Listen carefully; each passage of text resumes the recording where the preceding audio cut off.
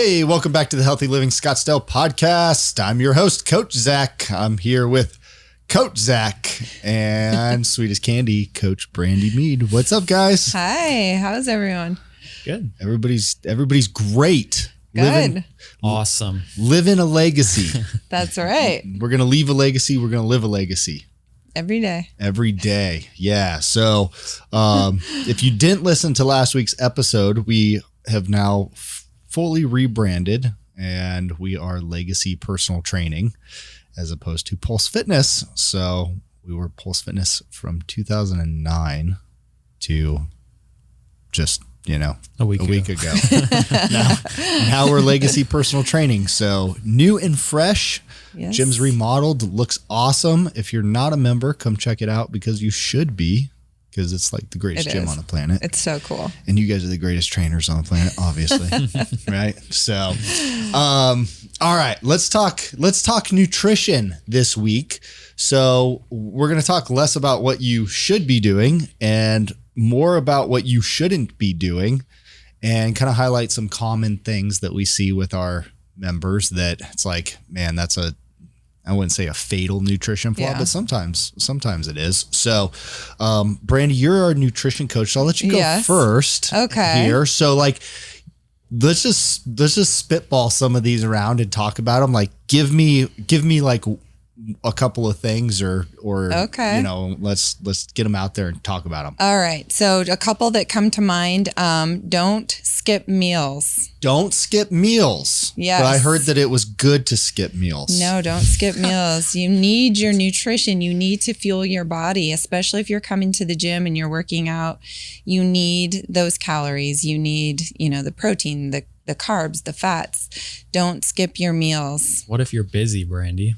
If you're busy, and I hear that a lot. Okay. Hear that a lot. People, say they're too busy. They don't have time to eat. I would say to that, plan ahead. You can very easily plan for a busy day and have easy grab and go food. Sunday to night, take with you. Prep your food or have those grab and go snacks to take with you. Yeah. Okay. I mean, do you really want to live a life where you're too busy to eat? Like, No. I would beg that question to somebody. Like, we have people tell us they're too busy to drink water. Like, they sit Right. down at their desk and they start working and they're like, I don't even get up and, ever move or take a drink of water. I mean, I work at a desk. I'm pretty confident that I, am capable of working and then getting a drink and continuing to work. Right. Like that's kind of a just BS excuse. So nobody's too busy to drink water. You're not too busy to stop and eat. You just are prioritizing whatever it is that you're doing over your health. Right. And you're going to feel terrible and your energy levels are going to be low. And, is that the life you want? Right? No. Okay. All right. It's unfortunate that you opened with this one because it's so straightforward, but we've also done episodes where we've talked about time restricted eating diets, which people call intermittent fasting. Yeah. Really, intermittent fasting is just like you choose this time window and you don't eat outside of those time windows. Right. Right. So like, what about intermittent fasting? Because I've heard about all of the, new health benefits of that. Of intermittent fasting. I have personally never done intermittent fasting, so I can't speak to the personal benefits of intermittent fasting. I would say for someone who is following an intermittent fasting schedule, you still need to get enough calories in that time period. So whether it's an 8-hour time period that you're eating in, you need to ensure that you are still fueling yourself and getting enough calories during that time period. Zach, you have if there's an opposite thing as intermittent fasting or time restricted eating, you have it. That's right. Yeah. I intermittently fast like 90 minutes at a time, like 8 times a day. Yeah. I mean, it works for people, especially the people who want to lose weight. I've found, not through my own personal experience, obviously, but I do know people that do it, and people who have the goal of gaining muscle. A lot of times they struggle because you are in a limited window and trying to hit that all those benchmarks for all your macros within that short period of time can be tough for a lot of people. Even if you spend 8 hours or however long it may be fasting, like especially protein, like that's a dense, nutrient rich protein or macro, and it's tough to feed it in like past a certain point. And it usually, if your goal would be to add any sort of lean tissue, like you need a significant amount of protein. And I've found people struggle with that in such a restricted time frame. Yeah, I mean, we have trouble getting our clients to eat enough calories, especially getting enough grams of protein in a 16-hour window, right? You shrink that window down and it makes it even more challenging. And typically what we'll see is a decrease in skeletal muscle mass and an increase in body fat when people are doing an intermittent fasting plan.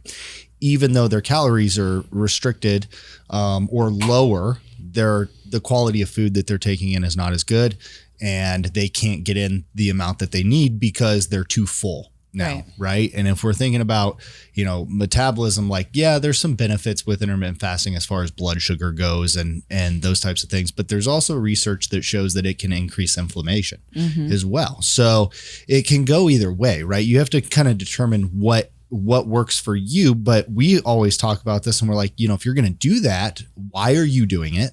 Like, what's the purpose? And then you got to do it correctly. Right. And so for somebody that, maybe is going to intermittent fast or time restricted eat, and they're going to skip meals intentionally. It's like, if you're not getting in the nutrients that you need in that smaller window, well, guess what? You're going to be fatigued. Your metabolism is going to slow down even more. Your body's going to store fat. It's going to send you into survival mode. There's all these negative things. Right. So it's all, you always have to start with why. We always talk about that. And if you're doing it to lose weight, that might not be the best solution for you. If you're doing it because you're busy, right? That might not be the best solution for you. If you're doing it to where I've had success with it with clients is when they refuse to meal prep, right? Or prep at all. Now, all of a sudden we've eliminated meals out of their day that they don't have to worry about. So instead of them hitting the drive-through and getting fast food, now they're having nothing, which I would argue is probably better. It's not the best solution, but it's possibly better. Right. And so by, I guess, a safe rule of thumb is that don't skip meals is probably a pretty good, is probably a pretty good practice.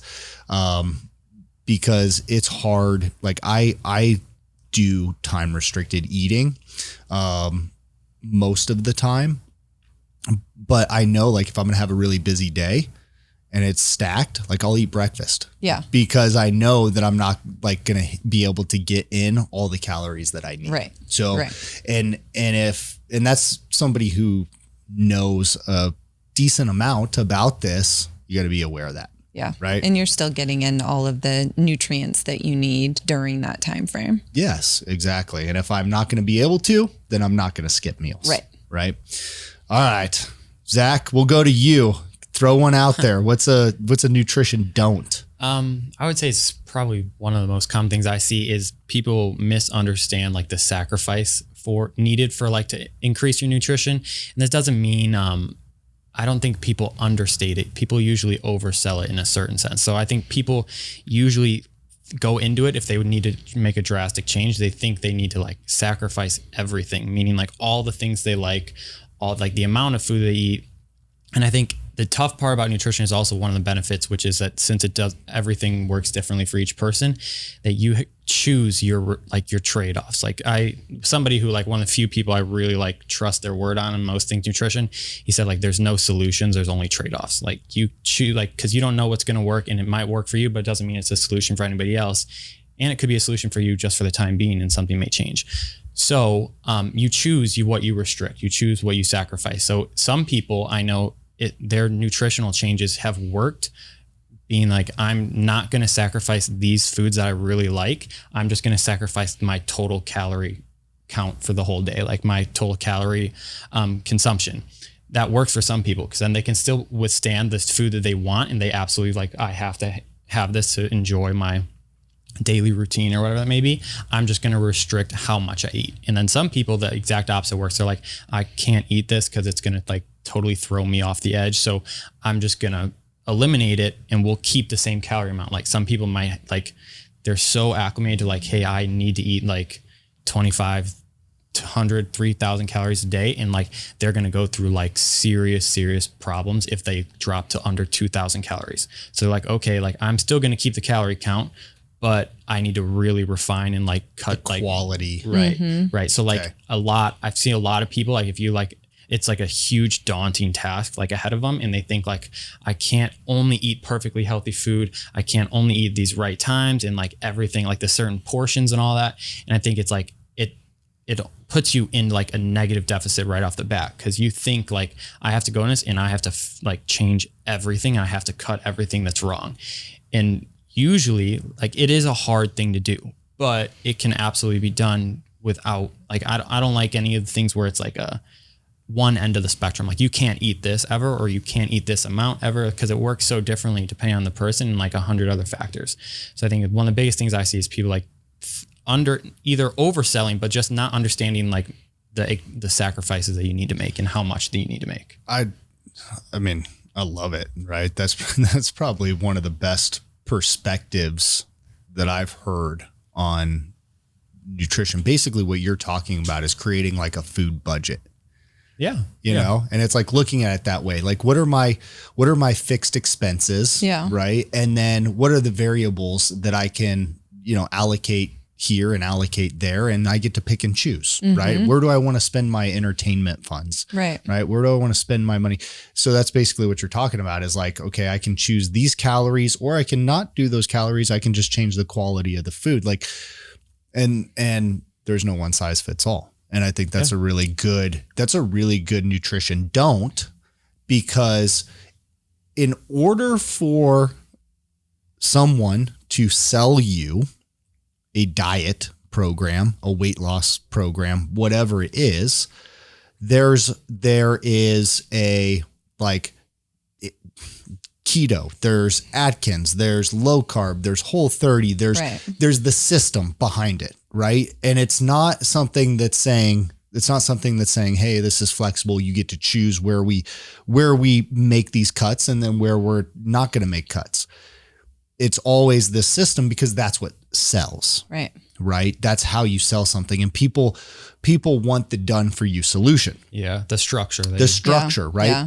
Whereas like Brandy, your nutrition coaching program and the approach that we take here is more intuitive based. Right. Where we're not saying like, this is cut and dry for each person. It's more of like, okay, let's, we have our fixed expenses. Like these are the things that we have to hit on, but here's how we can get there. Right. And then that's customized to each person. Right. And that's really the nutrition do is like, work with a coach that's going to create this customized approach for you. Obviously there's some things that are like, yeah, you got to eat protein. You got to eat your vegetables, and, you don't want to blow your calories out, but you don't want to eat too few calories. Like there's those things that have to take place, but there's no one size fits all. Right. And the best nutrition plan for a person is the nutrition plan that works for that individual person. And that can be different for everyone. What works for you might not work for me. So I'll find what works for me. Yeah. And establishing those healthy habits. And it really is more lifestyle change, because if you find something that works for you, that's something that you can incorporate into the long term into your lifestyle, rather than like a 30-day, really harsh program that isn't sustainable. Yeah. Okay. All right. I'm going to take this next one. So, basically it's don't drink anything outside of water. Typically, right? Right. Or like, coffee, tea is fine, but basically don't drink anything that has sugar in it. Yeah, drinking your calories. The sugar drinks. or artificial flavoring or artificial sweeteners, right? Yeah. And I would have just said artificial, don't drink anything that's artificial, but I feel like we get so in the weeds with that. We could talk about that for hours. But just stop drinking yourself fat. Really, that's the thing, is like the majority of people that I've coached in the past decade are obese because not because of what they eat, but because of what they drink. Right. And it doesn't matter if it's diet, that's artificial, right? It doesn't matter if it's, cane sugar or sugar alcohols or natural, whatever, organic, doesn't matter. Sugar is sugar, right? But still, it's like putting a little arsenic in your water. It's a cool, perfectly clean glass of water, but you put a little arsenic in it and it's still going to kill you. Right. So it's like, if it doesn't matter what kind of sugar it is, it's still sugar, and that's still going to wreak havoc on your body, and it's going to make you fat. Yeah, causes inflammation. Yeah, all sorts of things. I don't know if people realize, but the recommended daily amount of sugar that's recommended is 25 grams of sugar a day. So I don't know. And what was the average American? I can't remember this. Like, it was like 90. Yeah, it's like 3 or 4 times. Right. So if you look at like a can of soda or coffee cream or whatever, for someone who is drinking those sugary drinks, next time you pick up that bottle, take a look at the nutrition label and see how much sugar is in that, and then multiply that by the number of drinks you're having a day. Yeah. I mean, even like orange juice, right? It's not, when's the last time that you sat down and ate 20 oranges? Right? Right. You don't do that, but you pour a glass of orange juice, and it's like, that's probably 20 oranges that you are consuming right now, the juice from that. That's a lot of sugar. It adds up. Now it's fruit sugar, right? My mom always used to say, well, it's good sugar. It's fructose, right? Right. But yeah, you're going to be fine. Like if you drink this much orange juice once in a while, if you're just pounding orange juice, every morning, that's a lot of sugar. Your body is still going to have the same chemical response to break that down, digest it, and that can still make you fat. Right? Yeah, it's so quick too. Like you can just down calories like so fast that you could never do in food, right? And like alcohol, people, this is a subject people of course don't want to hear, because then they're like, oh, I have to drink or whatever. But like fat, in 1 gram of fat, there's 9 calories. In alcohol, there's 7. So everybody's very, very worried about fat, but you don't consume nearly as much calories in fat, especially not as quickly as if you go out in one night and drink significant amount of alcohol. Like, I don't know how many grams of whatever you're consuming, because I know nothing about alcohol, but it's going to be a significant amount. Zach's 15, just so you know. But 7 calories per gram. So people are very worried about carbohydrates. Carbohydrates is 4 calories per gram. So nearly double in 1 gram of carbohydrates that it would be in alcohol. So if it's like soda or whatever it is you're drinking, it's just the quickest way if you want to gain a bunch of unhealthy weight, like just drink your calories. Yeah. And I mean, that's the thing. Like I know you two don't really, like Zach doesn't drink at all. Rarely, right? Yeah. Like I partake. I enjoy it, right? So, but I do it in balance, right? So maybe one night a week. It's not like I'm going out and having a bunch of drinks. I'll maybe have like 2 drinks. Okay. And yeah, I know, like you were saying, Zach, it's kind of like you have to pick and choose, right? And so I know that's something that's not necessarily good for me, but at the end of the week, I like to just wind down that way. And it's something that I'm choosing to do. Now, if I did that 3 nights a week, I'm probably going to start to gain weight from that, right? And maybe I could outwork it, but probably not, right? Eventually it's going to catch up with me. Right. When we get our clients to stop drinking, like they've done challenges internally just amongst themselves. So sometimes they're like, okay, we're going to do a dry January or whatever. Right. And they lose like 12 pounds in a month. Right. And then they get through January and then they like start drinking again. And then, they put that weight right back on. But it's amazing what happens as soon as they stop drinking alcohol.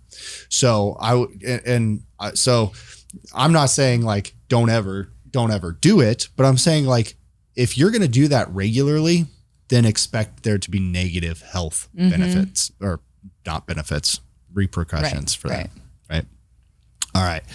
Okay, Brandy, we'll round robin. Give me another one. Okay, so don't fall for packaging or labels on food that have nutrition claims. I would always look at the nutrition, look at the ingredients before. There's a lot of, Brandy, marketing out there that, says food is healthy or whole grain or whatever, but then you turn the packaging over and the first ingredient is sugar. This is natural. It says natural Yes. right here. Right. What does that mean when a package says natural on it? I don't know. Nothing. Nothing. I don't know what it means. It means nothing, Yeah. right? Like, unless you're reading the ingredients, Yes. right? Yes, I'm a true believer in that organic is the best way to go, right? However, getting an organic thing in a package is not the same as getting like organically grown Right. celery. Right. Produce. Yeah. Right, Yeah. right. So like, packages say natural, they say low fat, they Reduced say sugar, reduced or yeah. no sugar added. That's probably Right. my favorite one, Yeah. right? Like no sugar added just means that it doesn't mean that it doesn't have sugar in it. It just means that they didn't add whatever the parameter is in grams so that they could qualify for that. Right. And I think it's just a 20% reduction in the original product. So if they reduce by 20%, they can add that label to the packaging. So I've got it still may be really high. Right. So I've got like a jar of Skippy here, Yeah. right, of peanut butter, and it's got whatever, I don't know. So I'm not, 60 grams of sugar or whatever. And then we drop that by 20%. And now I'm buying the Skippy that's like, reduced sugar. I'm still getting more than my daily allowance of Yes. sugar, right? And I don't Yes. know, don't like sue me, Skippy, because I don't know. I'm not making false claims here, but I'm just using that as an example, right? So, yeah, I mean, that's a really good one. And I think a lot of times people it's complicated, right? Like you look at an ingredient label and how many of the things on there can you pronounce, let Right. alone know what they are, Right. right? And so that's probably the reason why everybody's sick and fat and dying is because we're all looking at these labels and we're going, I don't know what that is. It says it's healthy right here because it says natural, Right. reduced sugar, low fat, whatever.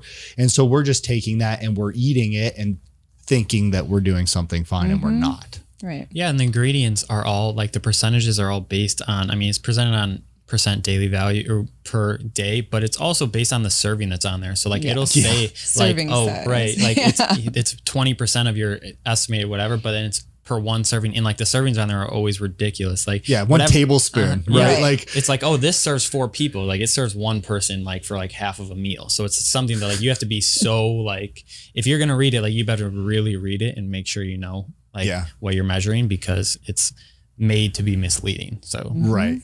Yeah, like a good example of that is like nectar, like the nectar juices. Yes. Right.